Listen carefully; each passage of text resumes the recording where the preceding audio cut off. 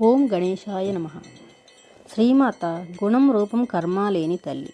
ఆమె మన కోసం 5 ప్రకృతి రూపాలను ధరించింది. అందులో మొదటిది గణపతికి తల్లి అయిన దుర్గా రూపం. ఈమె పరమేశ్వరుని పక్కన ఉండి ఈ సమస్త లోకాన్ని రక్షిస్తుంది. 2 రాధ, అత్యంత ప్రేమకు ప్రతిరూపం రాధ, గోకులంలో ఉన్న కృష్ణుని నడిపించే దివ్యశక్తి. 3 నారాయణుని వక్షస్థలంపై ఉండి సకల లోకాలను పాలించే తల్లి లక్ష్మి. 4 బ్రహ్మ నాలుకపై ఉండి సృష్టికి కావలసిన తెలివితేటలను అందించే సరస్వతి. 5 సావిత్రి. ఈమె ప్రాతకాలంలో గాయత్రి, మధ్యాహ్నం సావిత్రి, సాయంత్రం వేళ సరస్వతిగా 3 కాలాలలో ఉండి 3 రూపాలను ధరించి సకల లోకాలను పోషించే తల్లి. ఈ 5 రూపాలను ధరించినందుకు పంచ ప్రకృతి స్వరూపిణి అని అమ్మని అంటారు. ఓం శ్రీ మాత్రే నమః.